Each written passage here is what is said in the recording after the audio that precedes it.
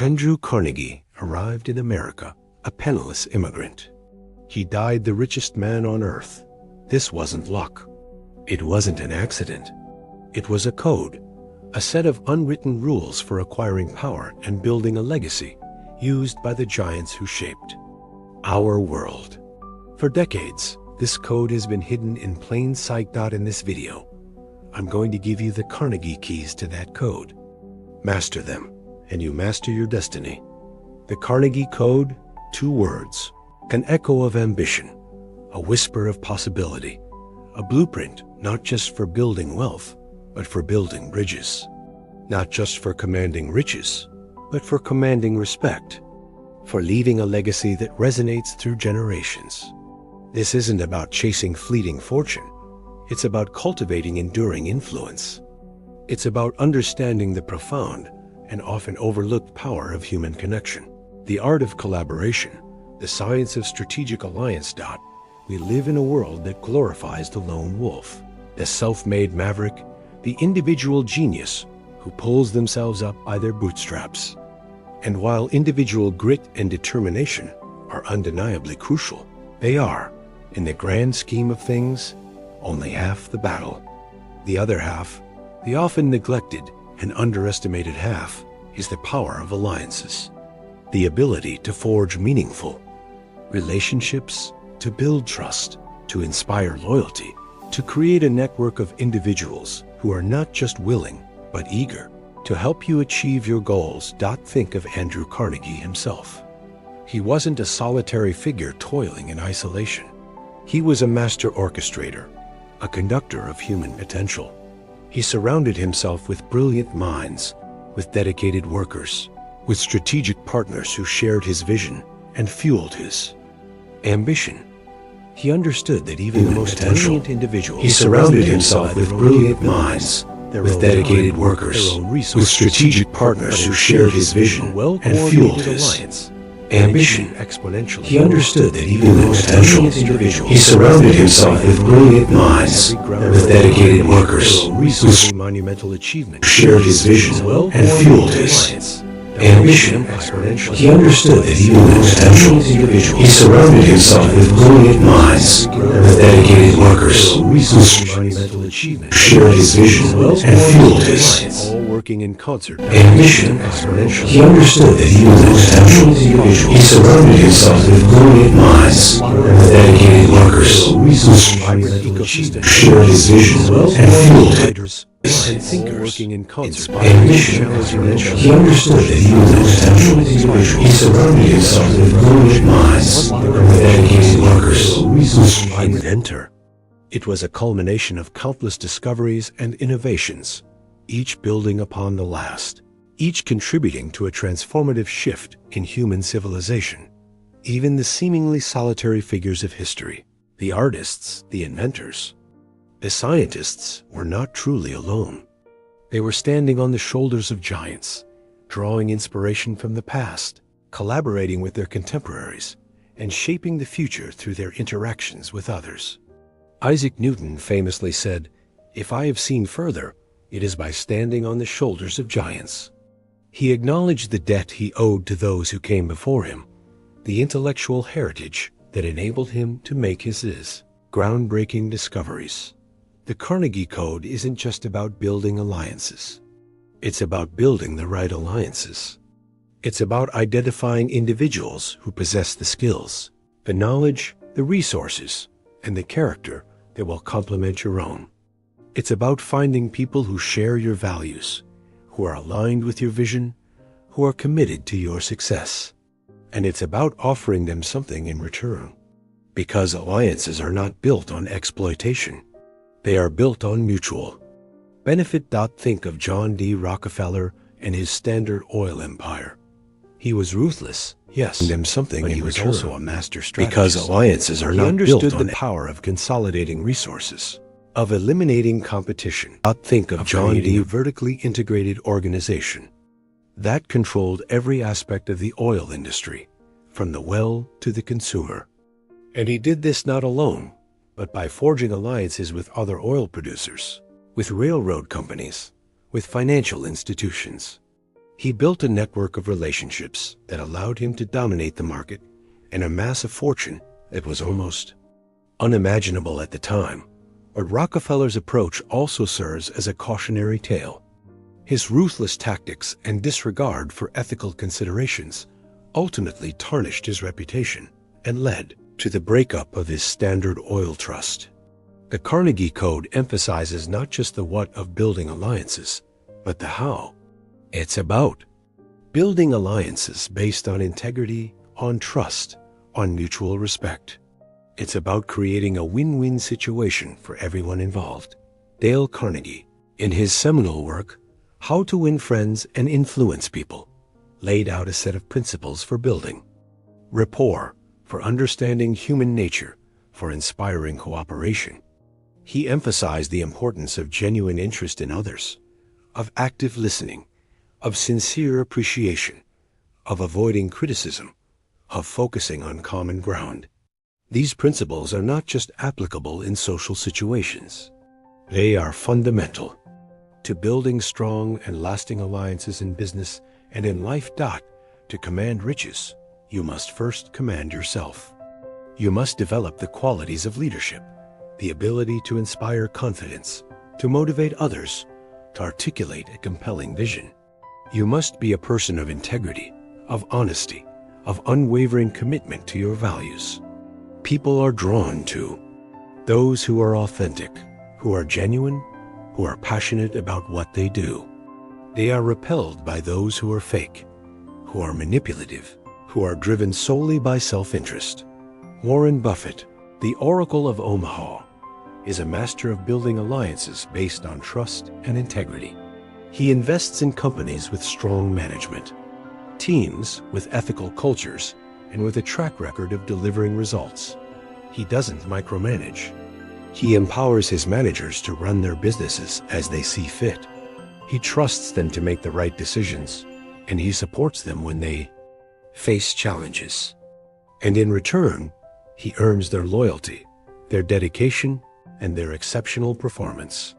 Building alliances is not a passive process. It requires active effort. It requires you to reach out to others, to offer your help, to build relationships, to nurture connections. It requires you to be proactive, to be generous, to be willing to give more than you receive. And it requires you to be patient, because strong alliances are not built overnight. They take time, effort, and consistent communication. Think of the power of mentorship, finding someone who has already achieved what you aspire to achieve, and learning from their experience, their wisdom, and their mistakes. A mentor can provide guidance, support, and encouragement. They can open doors, make introductions, and help you navigate the challenges of your journey. And in return, you can offer them your gratitude, your loyalty, and your commitment to learning and growing. Consider the power of networking. Attending industry events, joining professional organizations, connecting with people online. Networking is not about collecting business cards. It's about building relationships. It's about finding common ground, exchanging ideas, and creating opportunities for collaboration. It's about expanding your circle of influence and gaining access to new resources and perspectives. But networking, like any other form of alliance building, must be approached with integrity. Don't be transactional. Don't see people as mere stepping stones to your own success. Be genuinely interested in others. Be willing to help them achieve their goals and be patient. The best relationships are built on mutual respect and reciprocal benefit. The Carnegie Code also emphasizes the importance of communication. Effective communication is the foundation of any strong alliance. It requires you to be clear, concise, and honest in your interactions with others.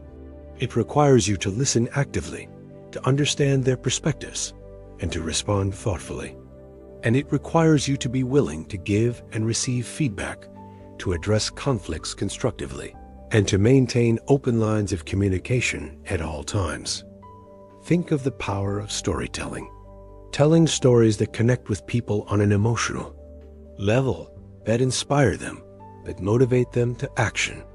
Stories are a powerful tool for building rapport, for communicating your vision, and for creating a shared sense of purpose. Stories can also help you overcome objections, build trust, and persuade others to see things your way. But storytelling must be authentic. Don't fabricate stories or exaggerate your accomplishments. Be genuine, be vulnerable, and be willing to share your own struggles and failures. People are more likely to trust and connect with someone who is honest and relatable. The Carnegie Code isn't just about building external alliances. It's also about building internal alliances. It's about creating a strong and cohesive team within your own organization, a team that is aligned with your vision, that is committed to your goals, and that is empowered to contribute their best work. It requires you to foster a culture of collaboration, of innovation, and of mutual respect. Think of Henry Ford and his assembly line. He didn't invent the automobile, but he revolutionized the way it was manufactured. He broke down the complex process of building a car into a series of simple, repetitive tasks, and he assigned each task to a different worker. This allowed him to dramatically increase production efficiency and reduce costs, making the automobile accessible to the masses. But Ford's success was not solely due to his technical innovations. He also understood the importance of creating a motivated and engaged workforce. He paid his workers relatively high wages, he offered them benefits, and he treated them with respect. This created a sense of loyalty and commitment, which in turn led to higher productivity and lower turnover. The Carnegie Code also emphasizes the importance of continuous learning. The world is constantly changing, and the skills and knowledge that are relevant today may be obsolete tomorrow. To stay ahead of the curve, you must be a lifelong learner. You must be willing to embrace new ideas, to experiment with new approaches, and to adapt to changing circumstances. Read books, attend seminars, take courses, and surround yourself with people who are smarter than you. Learn from your mistakes and be willing to admit when you are wrong. The more you learn, the more valuable you become, and the more opportunities will come your way. Think of the power of compounding, not just in finance, but in all areas of life. Small improvements, consistently applied over time, dramatic results. A 1% improvement each day, compounded over a year, can result in a 37-fold increase. This principle applies to your skills, your knowledge, your relationships, and your wealth. The Carnegie Code is not a quick fix or a magic formula. It's a set of principles and practices that require consistent effort and dedication. It's a journey, not a destination. But if you are willing to commit to the process, to embrace the challenges, and to persevere through the setbacks, you will be amazed at what you can achieve.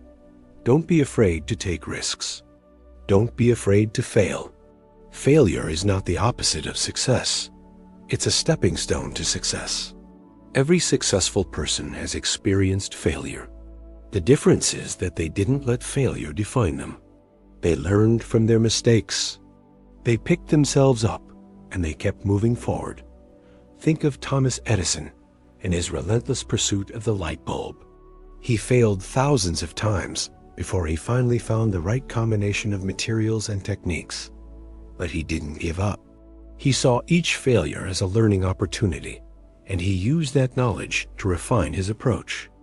And eventually, he succeeded in inventing the light bulb, which transformed the world. The Carnegie Code is about creating a legacy. It's about leaving the world a better place than you found it. It's about using your wealth and your influence to make a positive impact on society. It's about inspiring others to achieve their full potential. Think of Andrew Carnegie's philanthropy. He gave away the vast majority of his fortune to support education, libraries, and other charitable causes. He believed that wealth should be used to benefit society, and he dedicated his life to making that belief a reality. The Carnegie Code is not just about commanding riches. It's about commanding your own destiny. It's about taking control of your life, setting your own goals, and pursuing your own dreams. It's about living a life of purpose, of passion, and of fulfillment. Don't let anyone tell you that you can't achieve your dreams. Don't let anyone limit your potential. You are capable of far more than you think. Believe in yourself and never give up on your aspirations. The world needs your talent, your creativity, and your passion. Don't be afraid to share your gifts with the world. Don't be afraid to make a difference. The Carnegie Code is a call to action. It's a challenge to step up, to take responsibility, and to make a positive impact on the world. It's an invitation to join a community of like-minded individuals who are committed to building a better future. Embrace the Carnegie Code and unlock your full potential. Build alliances, command riches, and create a legacy that will inspire generations to come. The time to start is now. The future is waiting. Understand this. The Carnegie Code isn't about manipulation, but motivation. It's not about using people, but understanding people. It's not about dominating, but delegating. True alliances aren't forged in the fires of coercion, but in the warmth of shared purpose. It's not about what you can get from others, but what you can give to them. Because in the grand tapestry of success, the threads of giving and receiving are inextricably intertwined. Think about the greatest symphonies ever composed. Each note, each instrument, plays a vital role, contributing to the overall harmony. A single misplaced note can disrupt the entire piece. Similarly, in a successful alliance, each individual brings their unique talents and perspectives to the table, creating a synergy that is greater than the sum of its parts. A true leader understands this and cultivates an environment where every voice is heard, where every contribution is valued, where every member feels empowered to reach their full potential. The Carnegie Code demands self-awareness. Knowing your strengths, acknowledging your weaknesses, and surrounding yourself with individuals who complement your skills. It's about recognizing that you don't have to be good at everything. You just have to be good at identifying and leveraging the talents of others. It's about having the humility to admit when you're wrong, the courage to ask for help, and the wisdom to listen to advice. Consider the power of feedback, seeking out constructive criticism from trusted advisors, and using that feedback to improve your performance. Don't surround yourself with yes men who tell you what you want to hear. Seek out individuals who are willing to challenge your assumptions, to point out your blind spots, and to help you grow. But remember, feedback should be a two-way street. Be willing to offer constructive criticism to others, and to do so with compassion and empathy. The goal is not to tear people down, but to help them improve. The goal is to create a culture of continuous improvement, where everyone is committed to learning and growing. The Carnegie Code also recognizes the importance of resilience. The road to success is rarely smooth. There will be setbacks, there will be challenges, there will be moments when you feel like giving up. But it is in these moments that your resilience is truly tested. It is in these moments that you have the opportunity to grow stronger, to learn from your mistakes, and to emerge even more determined to achieve your goals. Think about the stories of entrepreneurs who have overcome seemingly insurmountable obstacles to build successful businesses. They faced rejection, they faced criticism, they faced financial hardship, but they didn't give up. They persevered. They learned from their mistakes, and they ultimately achieved their dreams. The Carnegie Code is not just about financial wealth. It's about holistic wealth. It's about cultivating strong relationships, maintaining good health, pursuing your passions, and living a life of purpose. It's about creating a balance between your personal and professional lives, and prioritizing the things that truly matter. Think about the importance of family and friends. These are the people who will support you through thick and thin, who will celebrate your successes, and who will comfort you during your failures. Don't neglect these relationships in your pursuit of wealth and success. Nurture them. Cherish them. They are the foundation of a fulfilling life. The Carnegie Code also emphasizes the importance of giving back to your community, using your wealth and influence to make a positive impact on the world, supporting causes that you believe in, volunteering your time and talents to help others. Think about the ripple effect of your actions. Every act of kindness, every gesture of generosity can have a profound impact on the lives of others. And those actions can inspire others to do the same, creating a chain reaction of positive change. The Carnegie Code is a timeless guide to success, applicable in any era and in any field. It's a set of principles that can help you build wealth, build influence, and build a legacy. But it's not a magic formula. It requires hard work, dedication, and an unwavering commitment to your values. Embrace the Carnegie Code and unlock your full potential. Build alliances, command riches, and create a life that is both prosperous and meaningful. The future is yours to create. Consider the power of legacy. What will people say about you when you're gone? What impact will you have had on the world? Will you be remembered for your wealth or for your contributions? Will you be remembered for your success or for your character? The Carnegie Code is about building a legacy that is both lasting and meaningful.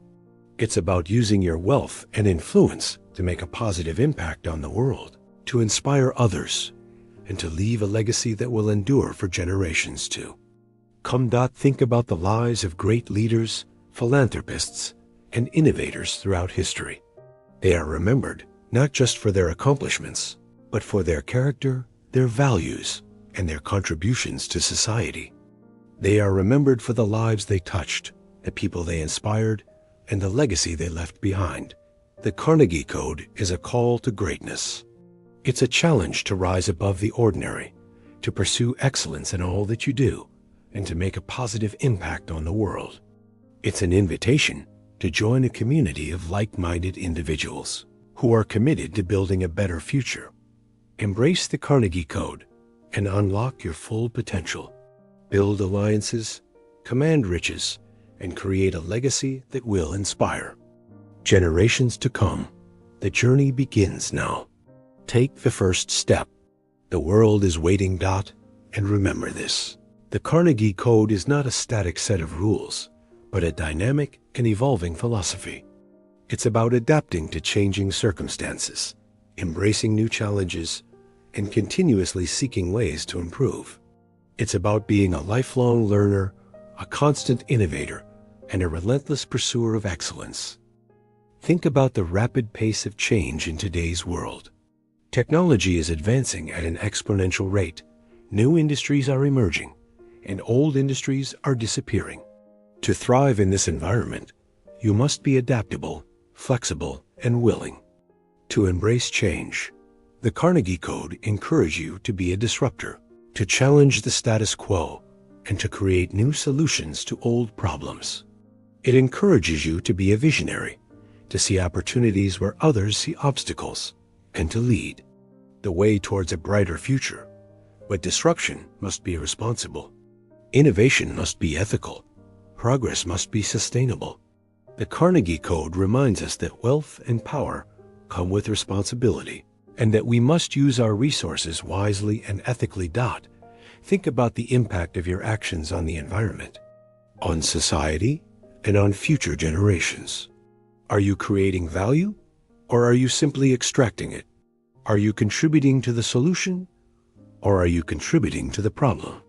The Carnegie Code challenges us to be stewards of our resources, to protect the environment, to promote social justice, and to create a more equitable and sustainable world. It challenges us to use our wealth and influence to make a positive impact on the lives of others, and to leave a legacy that we can be proud of. The Carnegie Code is a journey of self-discovery, a process of continuous improvement, and a commitment to making a positive impact on the world. It's a challenging path, but it's also a rewarding one. Embrace the Carnegie Code and unlock your full potential. Build alliances, command riches, and create a legacy that will inspire generations to come. The time is now. The opportunity is yours. Seize it. And finally, understand that the Carnegie Code is not just about individual success. It's about collective progress. It's about recognizing that we are all interconnected, that our fates are intertwined, and that we can achieve more together than we can alone. Think about the power of collaboration. When individuals come together, share their ideas, and combine their talents, they can create something truly extraordinary. From scientific breakthroughs to artistic masterpieces, many of the greatest achievements in human history have been the result of collaboration. The Carnegie Code encourages us to build bridges, not walls, to seek common ground, not division, to work together towards a shared vision of a better future. It encourages us to be inclusive, to embrace diversity, and to value the contributions of all. The Carnegie Code reminds us that we are all part of something larger than ourselves, and that we have a responsibility to contribute to the common good. It challenges us to be citizens of the world, to embrace our shared humanity, and to work together to create a more just, equitable, and sustainable future for all. The Carnegie Code is a call to action. It's a challenge to step up, to take responsibility, and to make a positive impact on the world. It's an invitation to join the community of like-minded individuals who are committed to building a better future. Embrace the Carnegie Code and unlock your full potential. Build alliances, command riches, and create a legacy that will inspire generations to come. The time is now. The world is waiting. Let's build it together. Let's rise together. Let's create together. Let's leave a legacy that echoes through eternity. The Carnegie Code. Live it, breathe it, become it. You now have the keys to the Carnegie Code. But having the keys isn't enough. You need to know which door to unlock first. That's why I've made this video for you right here on the single most powerful habit of self-made billionaires. Watch it next. And remember, don't just live, build.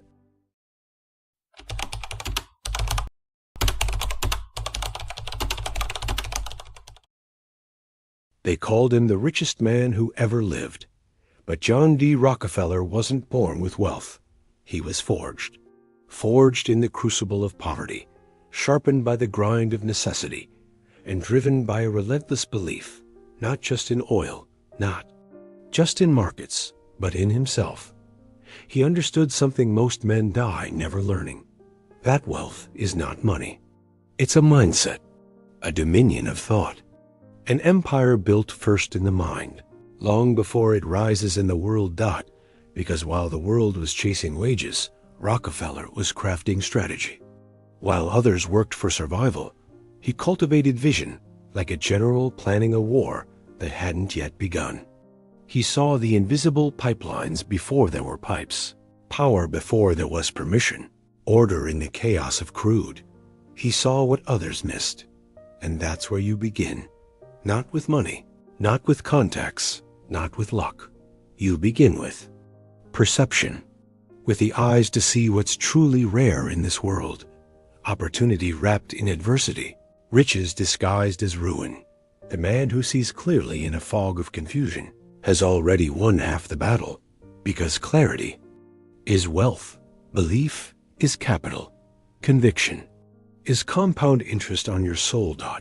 And if you want to build indestructible wealth, not just the kind that sits in accounts, but the kind that echoes across generations, you must begin by burning your old maps. The maps that say play it safe, the ones that whisper, wait your turn, the ones drawn by men too afraid to live boldly, too small to think grandly, too blind to see the oil under their own feet. Rip them up. And draw your own, because wealth is not found. It's created, and creation begins in silence. It begins when the world doubts you. It begins when you're working late, when your bank account is empty, when your name means nothing, yet you keep moving, not because of what is, but because of what will be. That was Rockefeller's edge. He didn't wait for the world to grant him permission.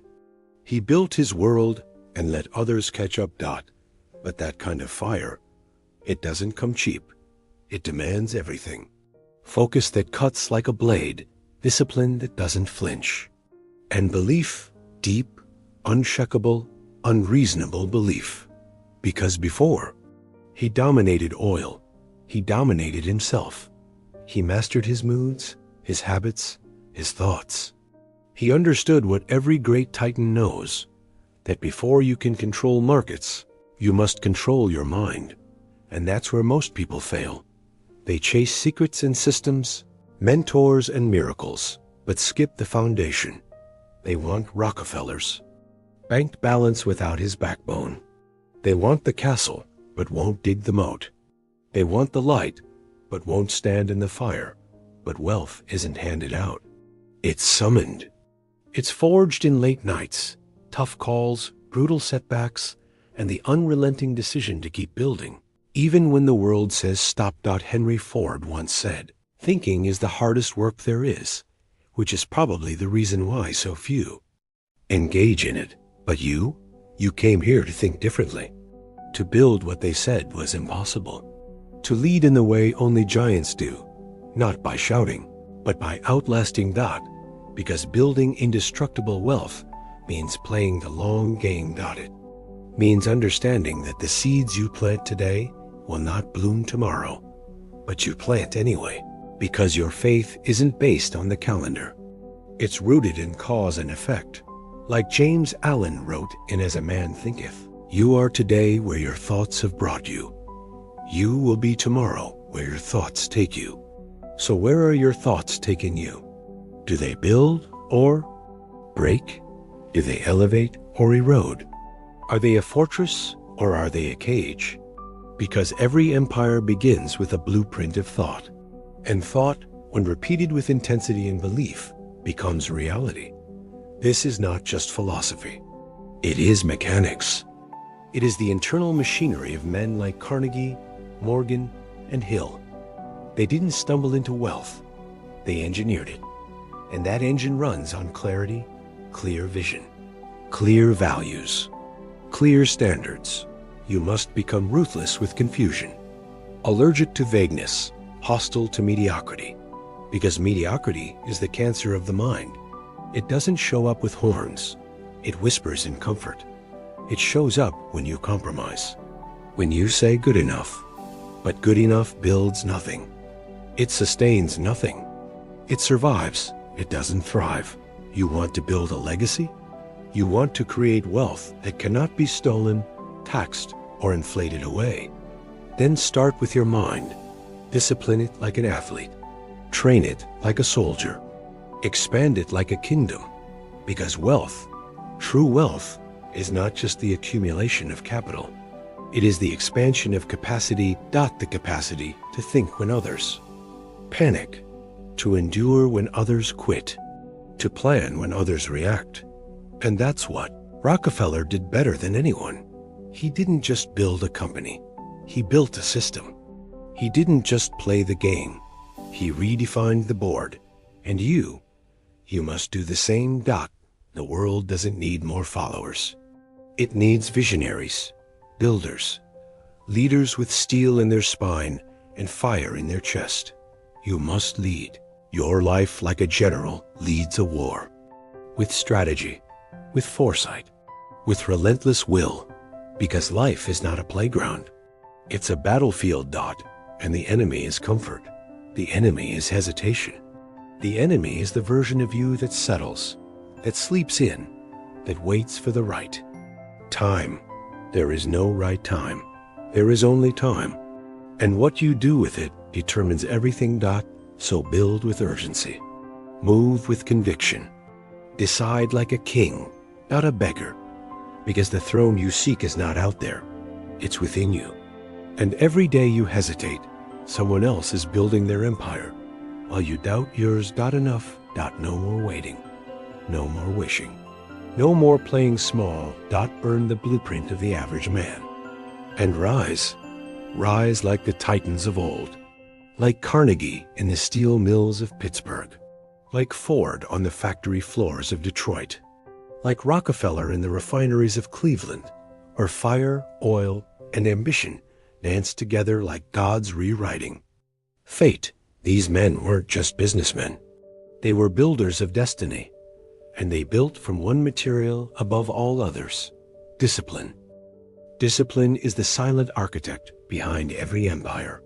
It doesn't shout. It doesn't seek applause. It shows up when it's hard. It wakes you before the world stirs. It keeps you moving when there's no reward in sight. While others scroll, discipline reads. While others binge, discipline builds. While others wish, discipline works. Rockefeller didn't become history's wealthiest man because he found the right industry. He became that man because he outdisciplined the world. He tracked every cent, every deal, every risk. His ledgers weren't just financial. They were spiritual.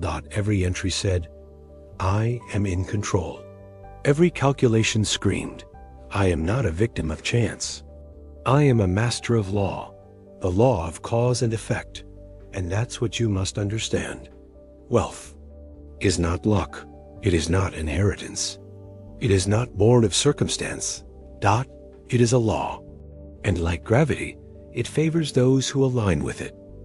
Discipline is the bridge between who you are and who you must become. Without it, your potential remains fiction. With it, you become inevitable. It's the daily sharpening of the sword, the cold shower of truth, the refusal to negotiate with your lesser self, because you will be tested. Your dreams will be attacked by doubt.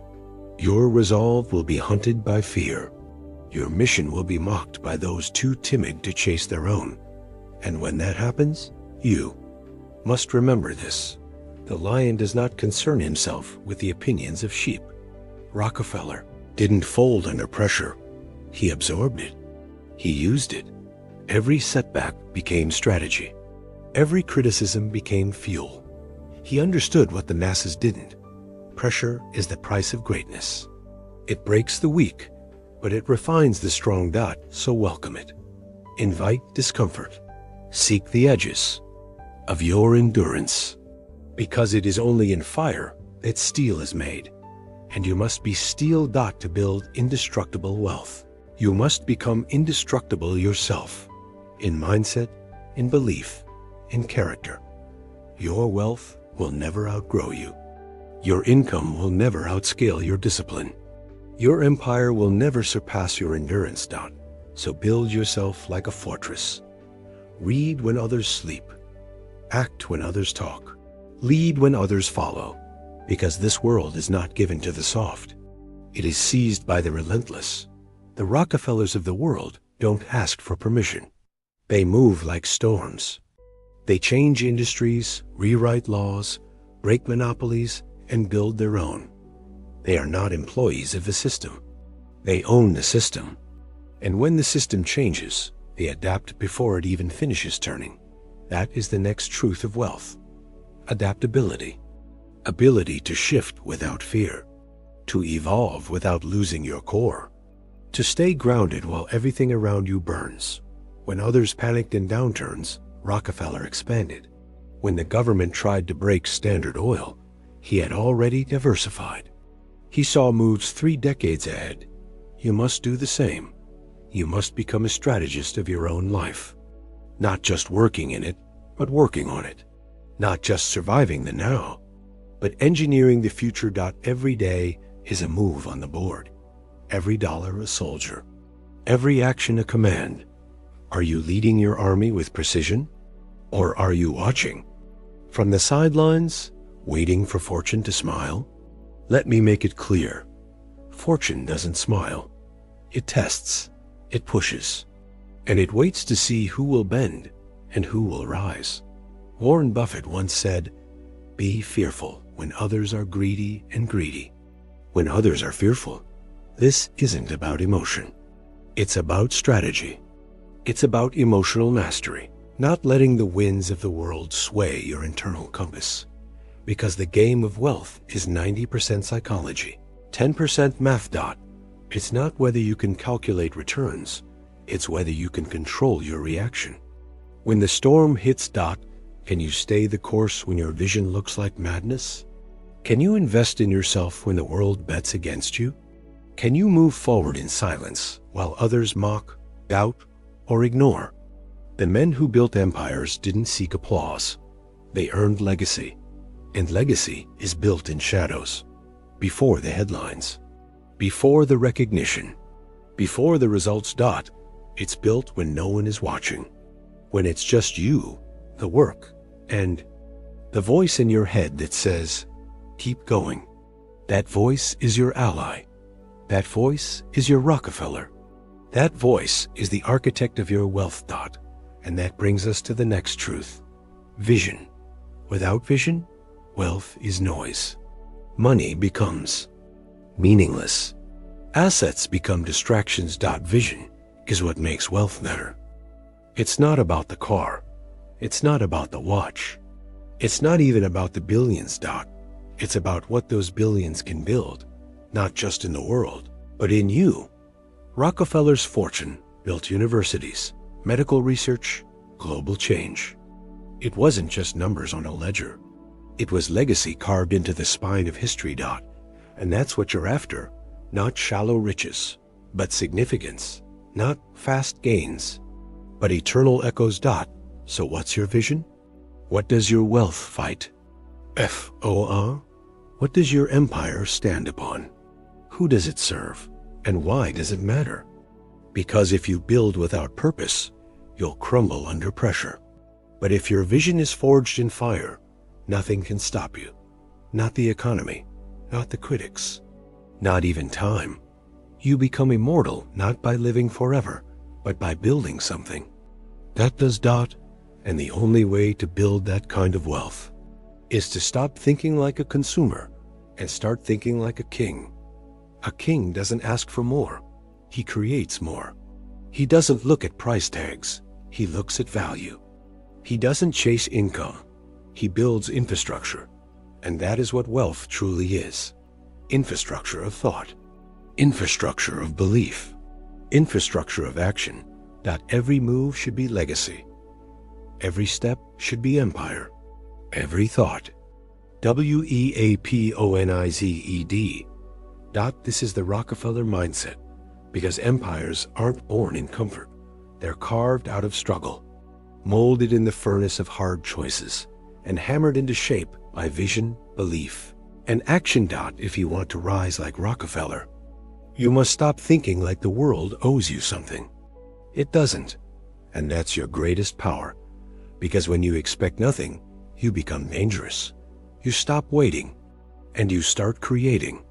The world bows to those who move with purpose. Not those who scream the loudest, but those who move. In silence, with precision, with focus so sharp, it slices through every excuse. And if you want to lead, truly lead, then understand this. Leadership is not charisma. It's not charm. It's not the loud voice in the room. Leadership is ownership. Ownership of decisions. Ownership of outcomes. Ownership of everything that happens in your world. Rockefeller didn't blame the market. He didn't blame politicians. He didn't blame the competition. He adjusted. He adapted. He outthought, outplanned, out-executed everyone around him. That is leadership, not the title, not the followers, but the standard you hold, first for yourself, then for everyone you influence. And the standard must be non-negotiable. Because when you lower the bar for yourself, you teach the world how to treat you. But when you demand greatness from your time, your energy, your environment, the universe has no choice but to respond. That's what Florence Scovel Shinn meant when she said, "Your word is your wand. What you speak, you shape. What you believe, you attract. What you tolerate, you become. So speak like a builder. Think like a sovereign. Move like a commander of fate. This is not about hustle porn. This is not about grind culture. This is about alignment, aligning your thoughts, your habits, your vision, your money, and your mission into a single immovable force. Because scattered energy builds nothing. But focused force changes everything. It drills through steel. It cracks stone. It moves markets. And you are that force. If you choose to be. But you must stop playing checkers when the game is chess. Start thinking in decades, not days. Start investing in skills, not status. Start building assets that breathe, systems that earn while you sleep, teams that operate without your hand, ideas that scale beyond your body. Because Rockefeller didn't build a business. He built a machine, an organism that could survive lawsuits, depressions, and revolutions. That's the next law of indestructible wealth. Build machines, not traps. Most people build income traps, jobs they can't leave, businesses they can't sell, lifestyles they can't fund. But machines? Machines are scalable, repeatable, transferable. They move with or without you. They live beyond you. Think about what you're building. Can it operate without your presence? Can it scale without your burnout? Can it feed generations after you're gone? If not, it's not an empire. It's a cage, and you weren't born to live in cages. You were born to command kingdoms. So stop trading your time for pennies when you could be designing blueprints for wealth that moves like rivers, flowing, compounding, expanding across time. Remember, Rockefeller didn't sell oil. He sold efficiency. He didn't chase dollars. He chased dominion, total control over supply, refining, distribution. Every link in the chain he owned. That's the level of thinking you need. Not, how can I make more? But how can I own the chain? Not, what's the trend? But what's the foundation beneath it? Indestructible wealth doesn't ride waves.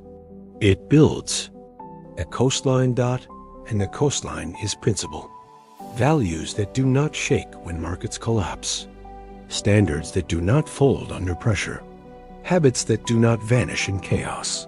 You need principles that are heavier than emotion, that carry you through storms, that anchor your mission when temptation screams and distractions dance like devils around your vision. Because temptations will come. Distractions will multiply. The more you build, the louder the world becomes.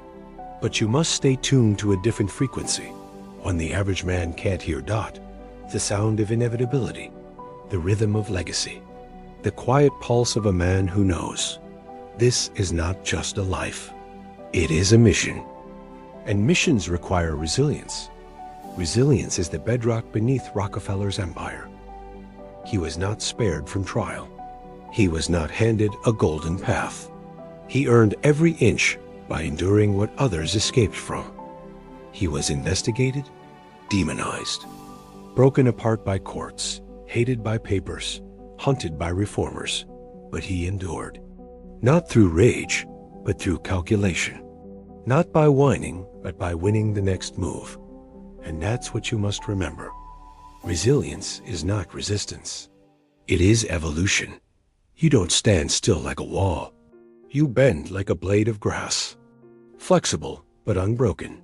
You shift, adapt, evolve, and persist. Because the wealth you build will be tested. There will be downturns, betrayals, unexpected fires. But if your mind is built like stone, if your standards are bulletproof and your principles unshakable, you will rise again. Not in spite of the storm, but because of it. Because storms don't destroy the builder. They reveal him. They show you who you really are, what you really believe, what you're truly committed to.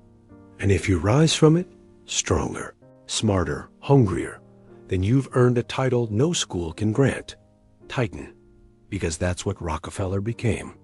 Not just a businessman, not just a philanthropist, but a titan of wealth. Wealth not defined by dollars alone, but by structure, influence, and permanence. And you? You are next in line.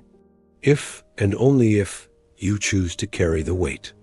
Because this is not for everyone. This is not for the distracted, not for the excuse makers, not for the crowd. This is for the builder, the thinker, the sovereign man, the woman who refuses to kneel to mediocrity, the creator who sees an empire in a seed and plants it anyway. This is the Rockefeller mindset. This is the part where most turn back. Right here, where it gets heavy. Where the weight of the mission starts crushing the illusions of comfort, where the dream becomes a duty, where the man you used to be screams for mercy, and the man you must become whispers, more. This is where you decide who you are. Because if you want to build indestructible wealth, you must understand this. Final truth, you don't get rich. You become rich. It's not a thing you possess. It's a force you radiate. It's a byproduct of internal power, not just strategy, not just smarts, but identity. The greatest shift you will ever make is not in your bank account. It's in your mind. Until you see yourself as the creator of value, the architect of legacy, the sovereign of your domain, you will always bow to someone else's vision. You cannot build an empire from the inside of a cage. And most cages don't have bars. They have beliefs, invisible chains that whisper, you're not ready. You don't come from wealth. You don't know the right people. Who are you to think you can be great? Let me burn that lie for you now. You are the continuation of giants, the heir to every builder who ever faced the void and sighed, I will shape this world. Do you think Rockefeller had a perfect script to follow? No, he wrote it as he walked. He made his fortune by mastering 3 eternal truths: compounding, control, and clarity. Compounding, in value, in effort, in patience. He understood that wealth isn't built in sprints, it's built in layers. Each choice a brick, each day a beam, each year a cathedral under construction. Control, not of others, but of systems, of supply lines, of markets, of self. He didn't react, he designed. And clarity, the rarest of all powers, the ability to see, with ruthless precision, what matters and what doesn't, to cut through noise like a sword, to aim, not wander, to simplify when others complicate. That is how you lead. That is how you build. That is how you command wealth to obey your will, because wealth follows clarity like a shadow. It flows where certainty lives. If you speak with doubt, it hides. If you move with conviction, it arrives, not all at once, but gradually. And then, suddenly, like a tide that can no longer be held back. And when it comes, don't shrink, don't apologize, don't flinch. Stand tall. You earned it. Every early morning, every lonely sacrifice, every decision to read when others slept, to build when others partied, to focus when others flailed. You traded distraction for destiny. And now the results are catching up. Let them. Let the world see what it looks like when a human being commits without compromise. Let them witness the power of vision unchained, of belief unleashed, of strategy embodied. You were not born to blend. You were born to break patterns. To be the first in your bloodline, to build a dynasty, to be the turning point, to be the storm the silence was waiting for. They will call it talent. They will say you got lucky. They won't understand what it took. They never do. Let them talk. You've got empires to build, because this is the way. Of the few, the rare, the bold, the builders of indestructible wealth. And you are no longer part of the crowd. You've stepped into the forge. You've faced the fire. You've chosen the hard road, the sharp blade, the long game. And from this moment on, you do not chase money, you attract it. You do not beg for opportunity, you create it. You do not wait for permission. You command with vision, because you are the system now. The Rockefeller mindset is alive in you, and through you, a new empire will rise, not just of gold, but of greatness, not just of profit, but of purpose. So walk tall, build relentlessly, and never forget, the wealth is not the goal. You are. Make yourself indestructible, and the world will kneel.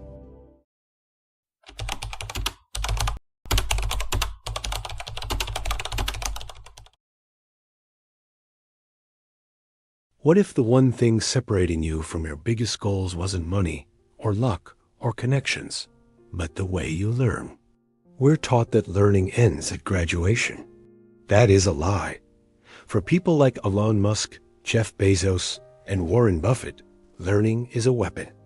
It's the most powerful, consistent habit they use to dominate their industries. The single most powerful habit of self-made billionaires isn't what you think. It's not waking up at 4 a.m. It's not some esoteric biohack. It's not even a relentless pursuit of money, though that often plays a role. No, the single most powerful habit is something far more profound, far more accessible, and far more transformative. It is the unwavering, almost obsessive cultivation of a growth mindset. Think of it this way: the world is a vast, uncharted ocean. Most people are content to stay close to the shore, paddling in familiar waters, afraid of the depths and the unknown creatures that might lurk beneath the surface. They cling to their comfort zones, their established routines, and their limiting beliefs. They tell themselves stories about why they can't, why they shouldn't, and why they're not good enough. But the self-made billionaire? They are the intrepid explorers, the daring navigators who set sail for the horizon, fueled by an insatiable curiosity and an unwavering belief in their ability to learn, adapt, and overcome any obstacle that dares to cross their path. They embrace the unknown, they revel in the challenge, and they understand that failure is not a destination, but a crucial stepping stone on the path to success. This is the essence of the growth mindset, the belief that your abilities and intelligence are not fixed, but rather malleable qualities that can be developed and improved through dedication, effort, and a willingness to learn from your mistakes. It's the antithesis of the fixed mindset, which holds that your talents and capabilities are predetermined, leaving you feeling trapped and powerless in the face of adversity. Consider John D. Rockefeller, the architect of the Standard Oil empire. He didn't inherit his fortune. He didn't stumble upon success. He built it, brick by painstaking brick, fueled by a relentless determination to learn and improve. He saw the potential in the nascent oil industry, a chaotic and unpredictable landscape, and he immersed himself in every aspect of the business, from the refining process to the distribution network. He studied, he analyzed, he experimented, and he never stopped learning. When faced with setbacks, and there were many, Rockefeller didn't succumb to despair. He didn't blame his circumstances. He didn't retreat into his comfort zone. Instead, he saw these challenges as opportunities to learn and grow. He analyzed his mistakes, identified areas for improvement, and adapted his strategies accordingly. He was a master of reinvention, constantly evolving his business model to stay ahead of the competition and capitalize on emerging opportunities. Think of Henry Ford, the visionary who revolutionized the automotive industry with the Model T and the assembly line. Ford wasn't born with a silver spoon in his mouth. He was a farm boy who was captivated by machines. He tinkered, he experimented, and he relentlessly pursued his passion. Even in the face of widespread skepticism and ridicule, his initial attempts to build a successful automobile were fraught with failures. He faced financial difficulties, technical challenges, and a constant stream of naysayers who told him it couldn't be done. But Ford refused to be discouraged. He saw each failure as a valuable lesson, a chance to refine his designs and improve his processes. He learned from his mistakes, he adapted his strategies, and he ultimately revolutionized an entire industry. Or consider Warren Buffett, the legendary investor and philanthropist. Buffett didn't inherit his investment acumen. He cultivated it meticulously over decades of dedicated study and practice. He devoured books on finance and investing. He analyzed financial statements, and he patiently honed his skills. He made mistakes, of course, but he learned from them, refined his strategies, and ultimately built one of the most successful investment firms in the world. Buffett is a lifelong learner, constantly seeking out new information and insights. He reads voraciously, he attends industry conferences, and he engages in thoughtful conversations with other experts. He understands that the world is constantly changing, and that to stay ahead of the curve, you must be willing to learn and adapt. These titans of industry, these architects of wealth, all shared a common trait: a relentless commitment to growth. They understood that their abilities were not fixed, that they could learn and improve through dedication, effort, and a willingness to embrace challenges. They saw failure not as a setback, but as an opportunity to grow. The beauty of the growth mindset is that it's not just for billionaires. It's for anyone who wants to achieve their full potential, regardless of their background, their circumstances, or their current skill level. It's a mindset that can be cultivated, nurtured, and strengthened through conscious effort and deliberate practice. So, how do you cultivate this powerful habit of growth? How do you transform your mindset from fixed to growth, from limited to limitless? It starts with a conscious decision, a commitment to embrace the challenges that life throws your way, to see failure as an opportunity to learn, and to never stop believing in your ability to grow and improve. First, acknowledge and embrace imperfections. The fixed mindset often leads to a fear of making mistakes, because mistakes are seen as evidence of a lack of ability. But in the growth mindset, mistakes are simply opportunities to learn and improve. Embrace your imperfections. Acknowledge your weaknesses and see them as areas for growth. Don't be afraid to make mistakes, because that's how you learn. When you make a mistake, don't dwell on it. Don't beat yourself up about it. Instead, analyze what went wrong. Identify the lessons. You can learn and use that knowledge to improve your performance in the future. See your mistakes as valuable data points, guiding you towards a better understanding of yourself and the world around you. Second, view challenges as opportunities. The fixed mindset often leads to a tendency to avoid challenges because challenges are seen as a threat to your self-esteem.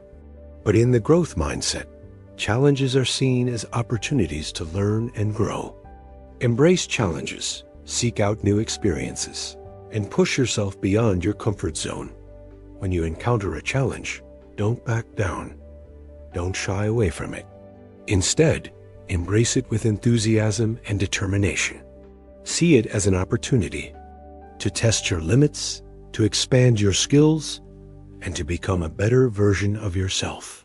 The more challenges you overcome, the stronger and more resilient you will become. Third, embrace the power of yet.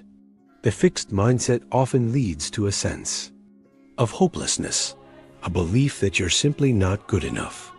But the growth mindset recognizes that you're not there yet. You may not have mastered a particular skill or achieved a specific goal, but that doesn't mean you never will. It simply means you need to keep learning, keep practicing, and keep striving. When you encounter a setback, don't give up. Don't tell yourself that you're not good enough. Instead, add the word yet to the end of that sentence. I'm not good enough yet. This simple addition can transform your perspective, shifting your focus from limitations to possibilities. It reminds you that you're still learning, still growing, and still capable of achieving your goals. Fourth, learn from the success of others. The fixed mindset often leads to envy and resentment when others succeed, because their success is seen as a threat to your own self-worth. But the growth mindset sees the success of others as an inspiration, a source of valuable lessons, and a motivation to improve. When you see someone else achieving success, don't be envious. Don't try to tear them down. Instead, study their strategies, learn from their experiences, and use their success as a source of inspiration. Ask yourself, what can I learn from this person? What can I apply to my own life? The success of others is not a threat to your own potential. It's a testament to what's possible. Fifth, cultivate a love of learning. The fixed mindset often leads to a disinterest in learning because learning is seen as a chore, a burden, or a waste of time. But the growth mindset sees learning as a lifelong adventure, a source of joy, and a key to unlocking your full potential. Cultivate a love of learning by pursuing your passions, exploring new subjects, and challenging yourself to learn something new every day. Read books, listen to podcasts, attend workshops, and engage in conversations with people who are knowledgeable and passionate about their fields. The more you learn, the more you'll realize how much there is to know, and the more excited you'll become about the prospect of lifelong learning. Sixth, celebrate effort and progress. The fixed mindset often focuses on outcomes, judging success solely on the basis of results. But the growth mindset recognizes that effort and progress are just as important, if not more so, than the final outcome. Celebrate your effort and progress, regardless of the results. Acknowledge the hard work you've put in, the challenges you've overcome, and the lessons you've learned along the way. Focus on the journey, not just the destination. The more you celebrate your effort and progress, the more motivated you'll be to keep learning, keep growing, and keep striving towards your goals. Seventh, be persistent in the face of setbacks. The fixed mindset often leads to a tendency to give up easily when faced with setbacks, because setbacks are seen as evidence of a lack of ability. But the growth mindset recognizes that setbacks are inevitable and that they are simply opportunities to learn and grow stronger. Be persistent in the face of setbacks. Don't let them discourage you. Don't let them derail you. Instead, see them as temporary obstacles, challenges to be overcome. Learn from your mistakes, adjust your strategies, and keep moving forward, one step at a time. The more persistent you are, the more likely you are to achieve your goals. Eighth, seek feedback and constructive criticism. The fixed mindset often leads to a defensiveness in the face of feedback and criticism, because criticism is seen as a personal attack. But the growth mindset welcomes feedback and criticism as valuable opportunities to learn and improve. Seek feedback and constructive criticism from trusted sources. Ask for honest opinions about your work, your performance, and your ideas. Listen carefully to the feedback you receive and use it to identify areas for improvement. Don't be defensive and don't take criticism personally. Instead, see it as a gift, an opportunity to learn and grow stronger. Ninth, surround yourself with supportive people. The people you surround yourself with can have a profound impact on your mindset and your ability to achieve your goals. If you surround yourself with people who are negative, critical, and unsupportive, you're more likely to adopt a fixed mindset and give up on your dreams. But if you surround yourself with people who are positive, encouraging, and supportive, you're more likely to cultivate a growth mindset and achieve your full potential. Choose your friends and mentors carefully. Surround yourself with people who believe in you, who challenge you to grow, and who support you in your pursuit of your goals. Seek out people who have a growth mindset themselves and who are willing to share their wisdom and experience with you. 10th, practice gratitude. Gratitude is a powerful emotion that can help you cultivate a positive mindset, reduce stress, and improve your overall well-being. When you're grateful for what you have, you're less likely to focus on what you lack, and you're more likely to appreciate the opportunities that come your way. Practice gratitude every day by taking time to reflect on the things you're grateful for. Keep a gratitude journal and write down 3 things you're grateful for each day. Express your gratitude to the people who have helped you along the way. The more you practice gratitude, the more positive and resilient you'll become. Cultivating a growth mindset is not a quick fix. It's not a magic bullet. It's a lifelong journey of learning, growth, and self-discovery. It requires conscious effort, deliberate practice, and a willingness to embrace challenges and learn from your mistakes. But the rewards are immense. With a growth mindset, you can overcome any obstacle, achieve any goal, and transform your life in ways you never thought possible. You'll become more resilient, more creative, more adaptable, and more successful. You'll be able to embrace the challenges that life throws your way, see failure as an opportunity to learn, and never stop believing in your ability to grow and improve. The self-made billionaires of the world, the Rockefellers, the Fords, the Buffetts, they all understood the power of the growth mindset. They knew that their abilities were not fixed, that they could learn and improve through dedication, effort, and a willingness to embrace challenges. They saw failure not as a setback, but as an opportunity to grow, and so can you. You have the power to cultivate a growth mindset, to transform your life, and to achieve your full potential. It starts with a conscious decision, a commitment to embrace the challenges that life throws your way, to see failure as an opportunity to learn, and to never stop believing in your ability to grow and improve. Remember, the single most powerful habit of self-made billionaires is not some secret formula or hidden knowledge. It's the unwavering, almost obsessive, cultivation of a growth mindset. It's the belief that your abilities and intelligence are not fixed, but rather malleable qualities that can be developed and improved through dedication, effort, and a willingness to learn from your mistakes. Embrace the growth mindset. Cultivate this powerful habit and unlock your full potential. The world is waiting for you to shine. The world is waiting for you to become the best version of yourself. The world is waiting for you to make your mark. Don't let fear hold you back. Don't let doubt cloud your judgment. Don't let limiting beliefs define your potential. Embrace the challenge, embrace the uncertainty, and embrace the opportunity to grow. The journey won't be easy. There will be setbacks, there will be disappointments, and there will be moments when you feel like giving up.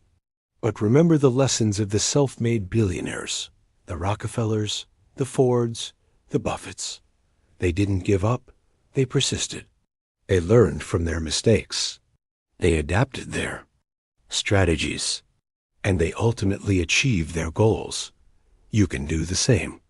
You have the power within you to overcome any obstacle, to achieve any goal, and to transform your life in ways you never thought possible.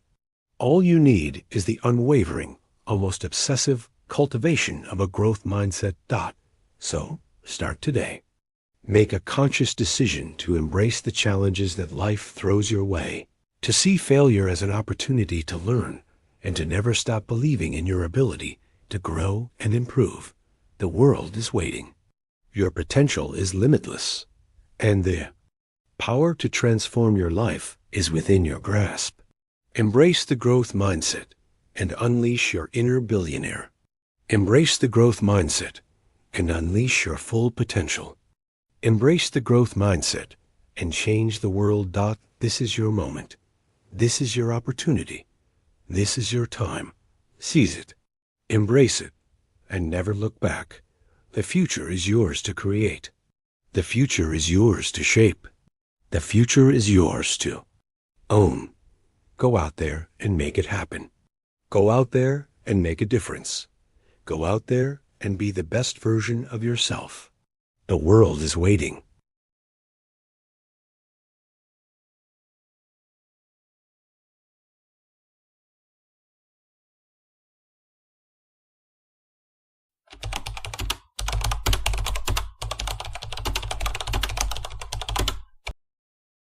There comes a moment, quiet, still, and almost unnoticeable. When you finally meet the version of yourself you've been pretending not to hear. That silent voice buried under distraction, under comparison, under the noise of other people's and expectations. A voice that whispers, "You were meant for more." Not more fame, not more followers, more substance, more truth, more of who you were born to be. That version of you, the one you admire when no one's watching, isn't a fantasy. It's a memory of who you were before the world told you to play small, before they convinced you that safety was better than significance, that comfort was better than calling, that fitting in was better than becoming. But somewhere deep inside you remember. You remember what it felt like to believe in something. You remember what it felt like to dream without apology. You remember the days when you looked in the mirror and saw potential staring back. Not just pressure, not just problems. That version of you is still there. It never left. It's just waiting for permission, waiting for you to decide. Because transformation never begins outside. It starts in the mind, in the heart, in the small but mighty decision to stop chasing others and start becoming the person you admire. Do you admire courage? Then stop hiding. Do you admire discipline? Then get up tomorrow before you're ready. Do you admire honesty? Then speak truth even when your voice shakes.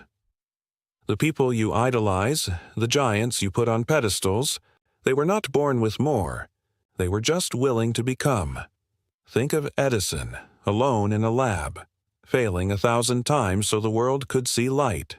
Think of Lincoln, writing speeches by firelight while carrying the weight of a divided nation on his back. Think of Carnegie, not just the man of steel, but the man who forged himself first. From nothing. These weren't men of luck. These were men of decision. They didn't chase admiration. They embodied it. So stop asking, "How do I get people to respect me?" Ask instead, "Am I living in a way that I respect myself?" Respect is not given. It is generated, internally, through action repeated over time. If you want confidence, keep promises to yourself. If you want clarity, remove distractions. If you want power, earn it. Through work, through patience, through sacrifice. This world will give you 10,000 excuses to stay the same, but you don't need another excuse. You need a mirror. You need the fire to look into your own reflection and say, "I will become the person I admire, no matter what it costs." Because here's the truth. You're not tired. You are under-challenged. You are not broken. You are untapped. You are not behind. You are uncommitted to the vision that once woke you up in the middle of the night, that idea that used to make. Your hands shake with excitement. That vision didn't leave you. You just stopped visiting it. You stopped feeding it. You traded it for comfort or convenience or the counterfeit glow of social approval.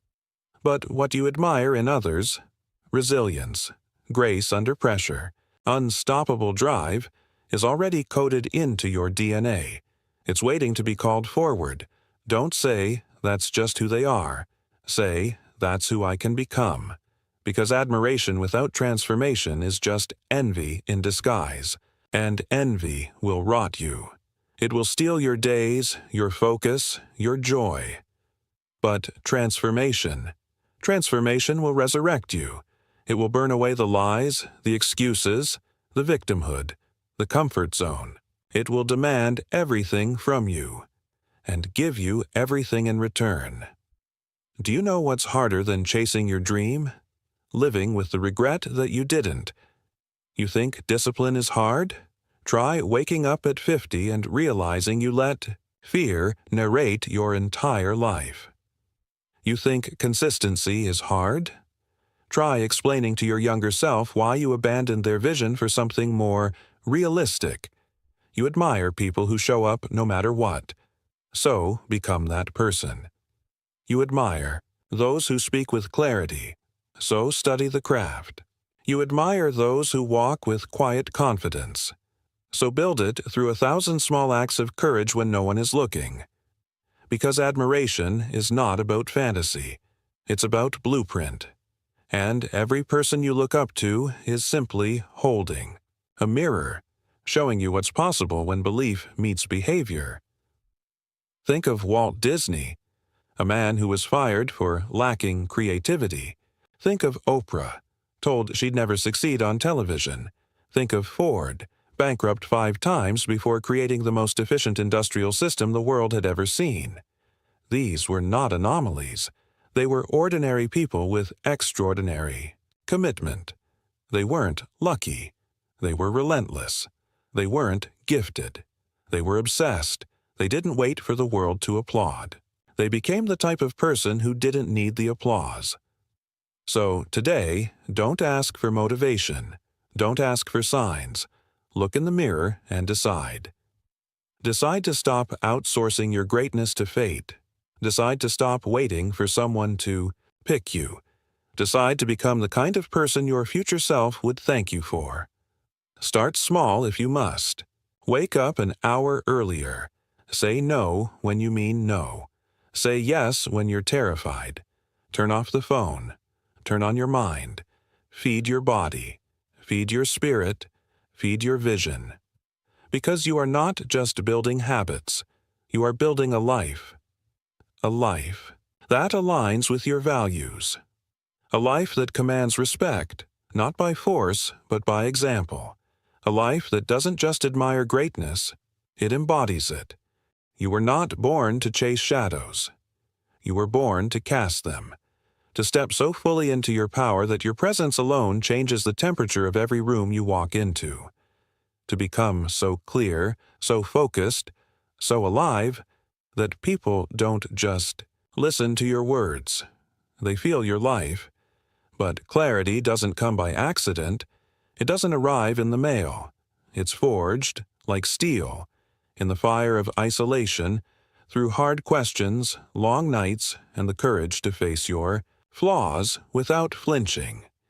You cannot become the person you admire if you're unwilling to look at yourself honestly. And let me tell you, that's the part most people skip. They'll read books, they'll watch videos, they'll quote great minds, but they won't sit alone in a quiet room and ask, what part of me is standing in the way?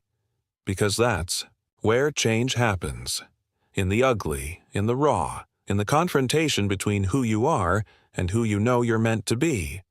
Are you living by values you admire, or are you drifting, hoping confidence will come without commitment?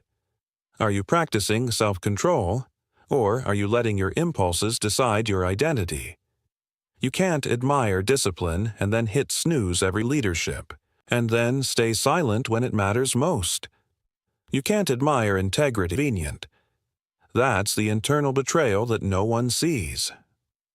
But you do, and you feel it, every single time. Because the path to becoming the person you admire isn't found in a motivational quote. You finally take ownership, which is everything. When you own your thoughts, you stop blaming others. When you own your time, you stop making excuses. When you own your vital, a social role, or someone else's approval. Look at the people you admire most.